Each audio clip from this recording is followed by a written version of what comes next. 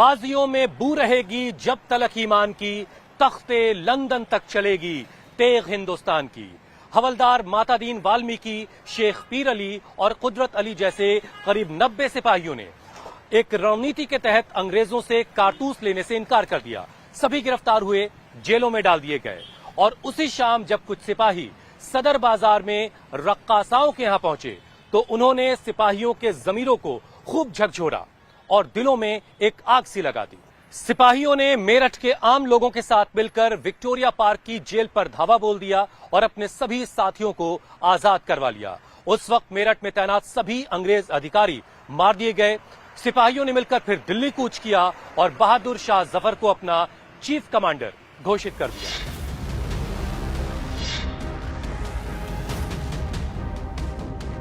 हमारे लिए कोई काम भी नहीं कराया और मजीद हमारे लिए उन्होंने नुकसान के सामान पैदा किए हैं। पुलिस वाले कहते हैं हमने नहीं मारा, लोग कहते हैं हमने नहीं मारा, तो हमें मारा किसने है? हमारे शहर में मेट्रो आ रही है, रैपिड ट्रेन आ रही है। जो बीजेपी की वो बी टीम है उनका शायद मायावती से समझौता हो गया तो थाली में रख के बीजेपी को ये सीट चली जाएगी। जरा सा मुंह खोला चल अंदर। पश्चिमी यूपी के मुसलमान का सियासी मूड क्या है? 27 सीटों पर 26% मुसलमान मोदी के बारे में क्या सोच रहा है? पश्चिमी यूपी की सियासत का केंद्र मेरठ है, जो दिल्ली की सीमा और सत्ता दोनों के बेहद करीब है। इस सीट से पश्चिमी यूपी के मुसलमानों का सियासी मूड तय होता है। यहां के 35% मुसलमान इलाके की हवा तय करते हैं। इसीलिए हम मेरठ की उन मुसलमान बस्तियों तक पहुंचे जहां सियासत का खूब शोर है। सबसे पहले बात शहर काजी से की। हम इस वक्त मेरठ के मुफ्तीवाड़ा इलाके में हैं और हमारे साथ शहर काजी हैं। शहर काजी बहुत अहमियत रखते हैं मुसलमानों के बीच। इमाम जुमा भी आप हैं। प्रोफेसर ज़ैनुस साजिदीन सिद्दीकी साहब हैं। मुसलमानों के जो मसाइल होते हैं वो काजी साहब के पास आते हैं, काजी साहब के पास से वो मसले हल होते हैं। इसलिए मुसलमानों के बीच काजी साहब की बात बहुत असर रखती है। सबसे पहले जरा ये बताइए कि पिछले 5 बरसों में शहर के मुसलमानों का हाल आपने कैसा देखा? कुछ बेहतरी दी? नहीं, मुसलमानों के जो हालात हैं ये तो यकीनी बात है कुछ पहले से बेहतर है माशी एतबार से, लेकिन तालीमी एतबार से मुसलमानों के हालात ज़्यादा सही नहीं है। हमारे जो तालीमी इदारे हैं उसमें इतनी मेहनत और इतनी कोशिश नहीं की जा रही है जो उनको करना जरूरी था। फिर वोट करने का वक्त आ रहा है तो अब मुसलमानों के दिलों में क्या है इस वक्त, किस तरह के ख्याल है? नहीं, अभी तो कुछ तय नहीं किया है। हालात ऐसे चल रहे हैं कि कुछ कि अभी कैंडिडेट सामने नहीं आ रहे हैं और मैं इस मौजू पर अभी कुछ कह नहीं सकता। जी हाँ। मुसलमान का कितना वोट मोदी को मिलेगा, कितना अखिलेश यादव को, इस पर धर्मगुरु जरूर चुप है, लेकिन मुसलमान खुलकर बोल रहा है। मेरठ में इस वक्त हम गुजरी बाजार इलाके में, यहाँ पर इस्लामिक लिटरेचर की एक मार्केट है। कुरान शरीफ है, इस्लामिक और किताबें हैं, कैलेंडर्स हैं, रेहल है और जानमाजें हैं। ये सारी चीजें मुझे लगता है यहाँ पर सब हदिया होती हैं। क्या नाम भाई आपका? जावेद अख्तर सिद्दीकी।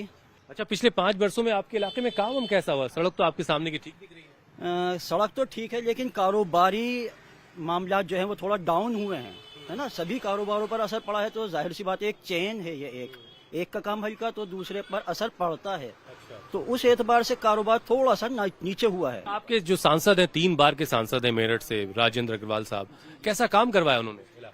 कुछ इलाकों में काम हुआ है, कुछ इलाकों में नहीं भी हुआ है। कुछ जगहों पर बेहतर हुआ है मामला, लेकिन हर जगह तो नहीं ध्यान दे पाते ना वो भी। अच्छा। तो उनसे उम्मीद हमारी यही है कि वो हमारी तरफ भी ध्यान दें। जो पुराना शहर है उसे भी डेवलप करने की तरफ उनका ध्यान होना चाहिए, नए ही शहर पर नहीं, पुराने पर भी। आपका नाम क्या है सर? आजाद अहमद। शहर का कुछ विकास? शहर में काम चल रहा, सड़कें बन रही हैं, काम चल रहा। मतलब राजेंद्र अग्रवाल जी ने ठीक ठाक काम? हाँ, बढ़िया काम चल रहा। और यहाँ जो राशन वगैरह का फायदा लोगों को मिल रहा है? भैया राशन ला रहे, हम तो राशन लाते नहीं। जो गरीब लोग हैं उनको मिल रहा है? हाँ, राशन ला रहे जी। हाँ, हम राशन लाते हैं। कैसी किसकी सियासी फिजा है यहाँ पर? तो फूल वाले चलेगा। हम इस वक्त गुजरी बाजार में ही हैं और ये एक इत्र की दुकान है। अगर कैमरा खुशबू को कैद कर पाता तो मैं यहाँ की खुशबू आप तक जरूर पहुंचाता। बड़ी खूबसूरत शीशियां हैं जिसमें इत्र जो है वो पैक किया जाता है। लेकिन कुछ लोग हैं यहाँ पर जिनसे हम जरा बात करते हैं। पहले तो आप नाम बताएं अपना भाई। जी, मेरा नाम मोहम्मद फरमान है। अच्छा, ये बताओ कि पिछले 5 वर्षों में काम हम कैसा हुआ इलाके में? जो हमारे यहाँ के सांसद हमने तो उनका चेहरा भी नहीं देखा ये 5 साल में। क्या नाम भैया आपका? अबू बकर। पिछले 5 वर्षों में कैसा काम हुआ? वो कह रहे हैं कि अपने सांसद को जानते नहीं। आप जानते हैं राजेंद्र अग्रवाल जी को? नहीं जानना किस निस्बत से है, जानना इस एतबार से है क्यों मैं बता तो रहा हूँ, वो सांसद हैं इस एतबार से जानते हैं, लेकिन वो हमारे लिए फायदेमंद नहीं है। अच्छा, इस निस्बत से भी जानते हैं ना। तो कोई काम उन्होंने आप लोगों के लिए नहीं करवाया? हमारे लिए कोई काम भी नहीं कराया और मजीद हमारे लिए उन्होंने नुकसान के सामान पैदा किए हैं। जैसे जैसे पूरे हिंदुस्तान के हालात तो हैं ही। हमारे शहर में जामा मस्जिद का मसला था। इस साल जो यहाँ के सीनियर एक यूनिवर्सिटी के वो थे अधिकारी, उन्होंने जामा मस्जिद के ऊपर आवाज़ उठाई कि जामा मस्जिद यहाँ 800 साल पहले इसके अंदर वो रखे हुए थे बुत वगैरह। ये सब फालतू की बातें हैं और ये हालात को ख़राब करने वाली बातें हैं और पूरे शहर का माहौल ख़राब करने वाली बातें हैं। आपका नाम क्या है भाई? अशरफ सलीम। अशरफ साहब, आप क्या करते हैं? मैं प्रिंटिंग का काम करता हूँ, ग्राफिक डिजाइनर हूँ। ये शिकायत आपको कितनी वाजिब लगती है कि मुस्लिम इलाकों में काम नहीं हुआ है और हिंदू बस्तियों में काम हुआ है? 99% ये सही है। तो यानी 1% ही मुस्लिम इलाकों पे तवज्जो दी जाती है, बाकी 99% जो है मुस्लिम इलाकों में कोई तवज्जो नहीं दी जाती है। क्रांति और कौशल के लिए पहचाने जाने वाले मेरठ में मुसलमान 35% और हिंदू 64% है। वोट के हिसाब से समझें तो ब्राह्मण, वैश्य और ठाकुर मिलाकर 4 लाख, जाट 1,30,000, गुर्जर 1 लाख, दलित 3 लाख और मुसलमान 5,65,000 हैं। इस सीट पर 4 लाख सवर्ण वोट कुछ हद तक मुसलमान वोट को बैलेंस करता है, लेकिन मुस्लिम और दलित वोट का कॉम्बिनेशन हो जाए तो हार जीत सीधे सीधे तय हो जाती है। लेकिन मुसलमान वोट बढ़ जाए तो डिसाइडिंग फैक्टर सवर्ण वोट हो जाता है। हम इस वक्त मेरठ के शहीद स्मारक पार्क में हैं और ये अशोक की लाट है जो शहीदों के सम्मान में यहाँ पर स्मारक बनाया गया, उसमें ये अशोक की लाट लगी है। और मेरठ क्रांतिकारियों की जमीन है। मेरठ ने 1857 की क्रांति की यादों को खूब कायदे से संजो कर रखा है। शहर में अलग अलग चौराहों पर आपको क्रांतिकारियों की मूर्तियां नजर आएंगी और उनसे जुड़ी हुई बातें वहां पर लिखी आपको मिलेंगी। यहां पर उन 85 क्रांतिकारियों के नाम लिखे हुए हैं जिन्होंने सबसे पहले अंग्रेजों के खिलाफ आवाज बुलंद की थी। सबसे पहला नाम आप देखिए हवलदार मातादीन, फिर शेख पीर अली, अमीर कुदरत अली, शेख हुसैन दीन, शेख नूर मोहम्मद, और ये सिलसिला होता हुआ यहां से 85 लोगों तक आता है। शेख कसम अली और रामचरण सिंह पर यह आके खत्म होता है। और इन 85 नामों में 49 नाम मुस्लिम क्रांतिकारियों के हैं। ये बताने के लिए काफी है कि किस बड़े पैमाने पर 1857 की क्रांति में देश में सभी लोगों ने, हिंदुओं और मुसलमानों ने मिलकर 1857 के विद्रोह में हिस्सा लिया। लगातार शहर के लोग भी यहाँ आते रहते हैं अपनी उन तमाम यादों को देखने के लिए। कुछ लोग हमें यहाँ मिले। क्या नाम है भाई आपका? दिलशाद अली। दिलशाद, क्या करते हैं? सर मेरा मेडिकल का काम है। आपके जो सांसद महोदय हैं उन्होंने कैसा काम किया पिछले 5 वर्षों में? काम जो बीजेपी सांसद है बहुत बढ़िया काम किया उन्होंने भी। अच्छा जी। मुसलमानों की शिकायत है कि उनके इलाकों में काम नहीं हुआ। नहीं, कुछ इलाके हैं ऐसे जहाँ काम नहीं हुआ, बट पूरे शहर में तकरीबन 80% काम बहुत बढ़िया हुआ है। काम ही इस गवर्नमेंट में हुआ है, वरना तो मुसलमानों को तो एक तरह इस्तेमाल ही होता है। कोई सी भी पार्टी आ जाओ, बीजेपी गवर्नमेंट जब से आई है तब से जो है काम चालू है, बढ़िया काम चल रहा है। मेरा नाम शाहबाज अहमद। शाहबाज, क्या कर रहे हो? सर मैं मेडिकल वर्कर हूँ, मेडिकल काम करता हूँ मेडिकल का। अच्छा, काम ठीक है? जी बढ़िया चल रहा है। अच्छा, अभी बटन दबाने का टाइम आने वाला है। बिल्कुल बिल्कुल। तय किया? जी, बीजेपी को वोट देना है। अच्छा जी सर। मतलब मुसलमान का वोट बीजेपी की तरफ जा रहा है क्या? जी बिल्कुल बिल्कुल। यूपी इस वक्त क्राइम मुक्त है, बेरोजगारी घटी है, काफी सारे इम्प्रूवमेंट घटी है, काफी सारी मतलब, और करप्शन से लोग परेशान थे, वो करप्शन कम हुआ है। तो इस खुशी से लिए हम भी आगे बढ़ना चाहेंगे। देश की तरक्की चाहिए, हमें तरक्की चाहिए। मेरठ के कंपनी बाग चौराहे पर ये शान खैबर रखा हुआ है। ये पैटर्न टैंक है, पाकिस्तान के वो पैटर्न टैंक जो अजेय माने जाते थे। 1965 की जंग में जो जब्त किए गए, ये उन्हीं में से एक टैंक है जिसका नाम है शान खैबर, और ये यहाँ पर रखा हुआ है कंपनी बाग के चौराहे पर। आपको याद होगा वीर अब्दुल हमीद जिन्होंने 8 ऐसे ही पैटर्न टैंकों को एक आरसीएल गन माउंटेड जीप के जरिए तबाह कर डाला था, जिसके बाद मरणोपरांत उनको परमवीर चक्र से नवाजा गया था। मेरठ में इस बार 1987 के मलियाना कांड में आए फैसले का असर भी दिखेगा। ये कांड क्या है, जान लीजिए। 1987 में मेरठ में सांप्रदायिक हिंसा हुई, हाशिमपुरा और मलियाना में नरसंहार हुआ। मलियाना में 72 मुसलमानों की हत्या कर दी गई। कोर्ट ने इस केस के आरोपियों को रिहा कर दिया। मलियाना कांड के इस फैसले को लेकर मुसलमानों का बड़ा तबका गुस्से में है। जाहिर है इसका फर्क वोट पर भी पड़ेगा। मेरठ में मुसलमानों के दिलों का हाल जानते जानते अब हम मलियाना आ चुके हैं। मेरठ अपने दंगों के लिए बदनाम रहा और दंगों की बाद की जो सरकारी कार्रवाई है उसने और ज्यादा सोसाइटी को, समाज को शर्मसार किया। मलियाना वो इलाका है जहां के लोग आज भी इंसाफ का इंतजार कर रहे हैं। हाशिमपुरा को तो इंसाफ मिल चुका है, लेकिन मलियाना के लोगों को अब भी इंतजार है। मोहम्मद याकूब साहब हैं वो पहले शख्स जिन्होंने उसके इस मामले में पहली एफआईआर दर्ज करवाई थी। याकूब साहब, अभी इतना लंबा अरसा गुजर गया 1987 और आज हम 2024 में खड़े हैं, अभी क्या स्टेटस है आपके केस का? देखिए, ये तो सारी दुनिया जानती है कि क्या है क्या नहीं है, क्या हुआ अब तक। एक तो अभी ताजा स्थिति यह है कि सब लोग बरी हो गए। ठीक है, अदालत का फैसला है, मानना पड़ेगा हमें भी। हम इलाहाबाद गए तो वहां हमें एक तारीख मिली, फिर एक और तारीख मिली, फिर आज तक तीसरी तारीख वहां नहीं मिली। और एक तो सबसे पहले जस्टिस श्रीवास्तव की रिपोर्ट आज तक शाया नहीं की, वो दबा के रख ली इन लोगों ने। 10 साल तो उसमें गुजार दिए हमारे, बराबर कचहरियों के चक्कर काटते रहे, कोई इंसाफ नहीं मिला। उसके बाद जब मुकदमा शुरू हुआ तो एफआईआर गायब कर दी, तो हमारे गवाह भी रह गए। 12 या 14 गवाहियां हुई हैं, जबकि हमारे गवाह 75 से 80 गवाह हैं हमारे। तो उनमें से कुछ की डेथ हो चुकी है, मर चुके हैं, लेकिन अभी तो बहुत काफी 30-40 गवाह तो हैं। तो हमसे 12-14 गवाहियां ली और उसके बाद जो है गोलमोल हो गया मामला और उसके बाद जजमेंट आ गया। अरे ये क्या भाई, हमें पता भी नहीं कब जजमेंट आ गया। तो ये सारी चीजें हैं। अब इतने वक्त में कई सारे सांसद आप लोग चुन चुके, बहुत सारे नेता आपके पास आए होंगे, किसी ने कोई साथ नहीं दिया कि आपकी इस लड़ाई को हम अंजाम तक पहुंचाएंगे? देखिए, ये तो आश्वासन तो सबों ने दिया, लेकिन आज तक मदद किसी ने भी नहीं की। किसी सांसद ने, विधायक ने, किसी भी आदमी ने हमारी मदद नहीं की, ना कभी हाल पूछा है यहाँ के। जब इलेक्शन होते हैं तब तो सब आते हैं। क्या नाम है आपका, पहले बताइए? मेहताब साहब, आप लोग अभी अपने मौजूदा सांसद से भी जाके मिले कि हमारे केस को कुछ आगे बढ़ाइए और हम इंसाफ दिलाएं? नहीं मिला। नहीं, जब हमने उम्मीद ही खत्म कर दी, हमने उनसे उम्मीद ही नहीं रही इस बात की कि भाई इसका इंसाफ मिलेगा हमें, तो इसलिए हम गए। आपका नाम क्या है सर? शाहिर। इंसाफ नहीं मिल पाने का नहीं मिला जी, बहुत अफसोस और तकलीफ। बहुत ज्यादा नहीं मिला, बिल्कुल नहीं मिला। बिल्कुल इंसाफ का कोई काम ही नहीं है, यहाँ फंसे पड़े हम तो। आम लोगों से भी, सरकारों से भी मेरा ये सवाल है कि वहां कचहरी के अंदर वकील कहते हैं जी हमने नहीं मारा, किसी भी मुलजिम ने नहीं मारा है। पुलिस वाले कहते हैं हमने नहीं मारा, लोग कहते हैं हमने नहीं मारा। तो हमें मारा किसने है? मेरठ में मुसलमानों का एक वर्ग दंगों के दौर को भुलाकर विकास की तरफ देख रहा है। उसकी नजर मेट्रो और लॉ एंड ऑर्डर पर है।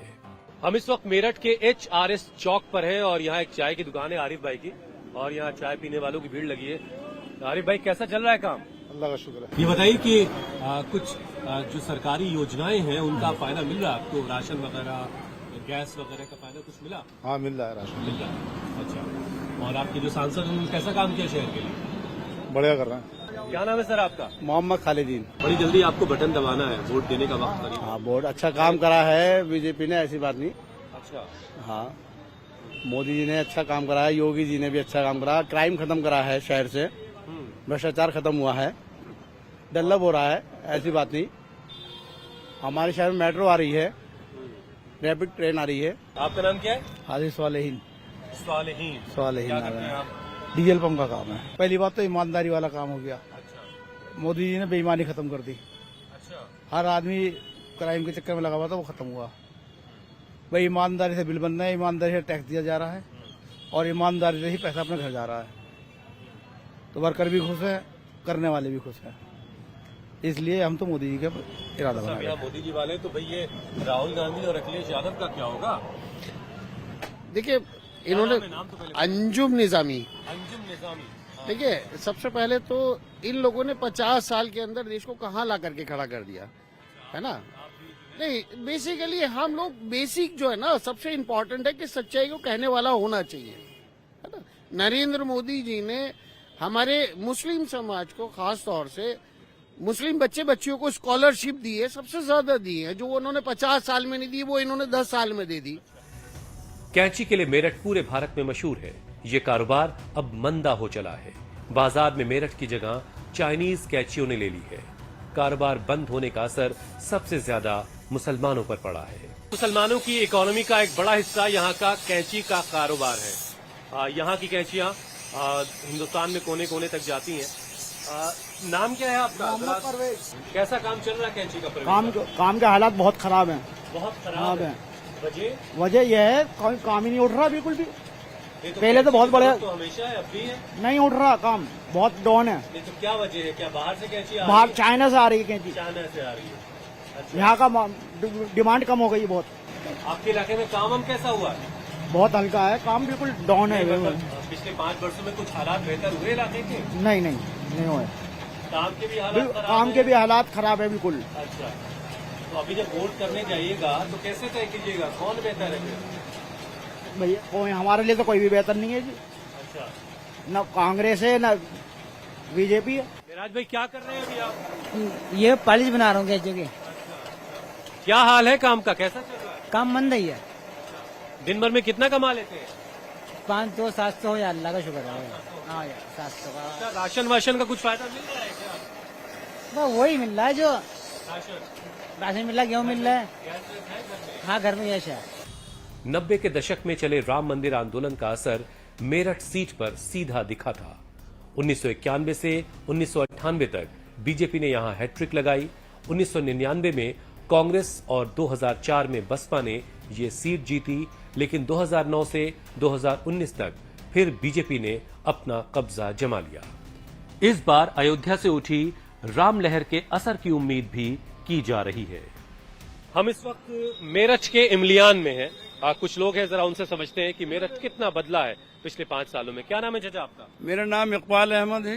तो मेरठ कितना बेहतर होता देखा आपने? मेरठ तो अभी बेहतर हुआ नहीं भैया। यहाँ तो सिवाय गुंडागर्दी के, जब से ये हुकूमत आई, गुंडागर्दी के अलावा कुछ भी नहीं है। लॉ एंड ऑर्डर बड़ा बेहतर हुआ है। हाँ, इतना अच्छा हुआ है कि आज भी आप देखिए लड़कियां अकेली तो सड़क पे जाने की नहीं। दिखाओ एक आधी लड़की कहीं जा रही हो तो। अच्छा। हाँ, इतना बढ़िया लॉ एंड ऑर्डर है। राहुल गांधी को लेकर के क्या सोच रहे हैं आप या आपके तमाम जो मुसलमान दोस्त हैं? राहुल के लिए अच्छी निगाह रखते हैं लोग कि कांग्रेस की तरफ को लोगों का रुझान है, लेकिन अभी कुछ सुनने में ये आ रहा है कि हमारे वो जो बीजेपी की वो बी टीम है उनका शायद मायावती से समझौता हो गया, तो थाली में रख के बीजेपी को ये सीट चली जाएगी। आप ओवैसी की बात कर रहे हैं? हाँ, ओवैसी हैं जी। ऐसा ही सुन रहे हैं, ओवैसी जी का मायावती का समझौता होने जा रहा, तो ये सीट थाली में सजा के बीजेपी को फिर वापस हो जाएगी। चाचा नाम क्या आपका? अब्दुल गनी सलमानी। गनी साहब, कुछ बेहतरी आई शहर में? कांग्रेस ने हमारे 4 मंत्री दिए हैं। हज कमेटी के चेयरमैन अब्दुल समी सलमानी की टोल से, मुमताज कासमी हिमाचल प्रदेश से, बाबू खान सलमानी मुर्गा मच्छी कमेटी के। इसने क्या दिया देख नहीं रहे, खबरों में सुन नहीं रहे। जरा सा मुंह खोला चल अंदर, जरा सा मुंह। टोपी वाले दाढ़ी वाले नाम पूछ पूछ के ट्रेनों में से पकड़ के मार रहे हैं, बसों में से मार रहे हैं। मेरठ का ये घंटा घर हर बदलते दौर का गवाह है।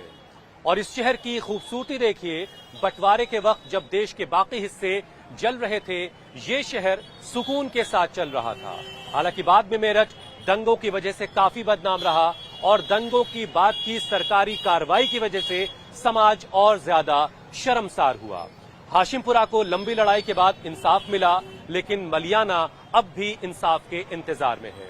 हालांकि ये शहर मेरठ अब उन जख्मी यादों से काफी आगे निकल चुका है। यहाँ का मुसलमान अपनी रोजी रोटी की जद्दोजहद में लगा है। वोट के सवाल पर थोड़ा चुप है, लेकिन अमन की दुआ करता है। फजा ये अमनो आमा की सदा रहे कायम। सुनो ये फर्ज तुम्हारा भी है और हमारा भी। मेरठ से कैमरा पर्सन फरमान मलिक के साथ मैं हुसैन रिजवी, इंडिया टीवी के लिए।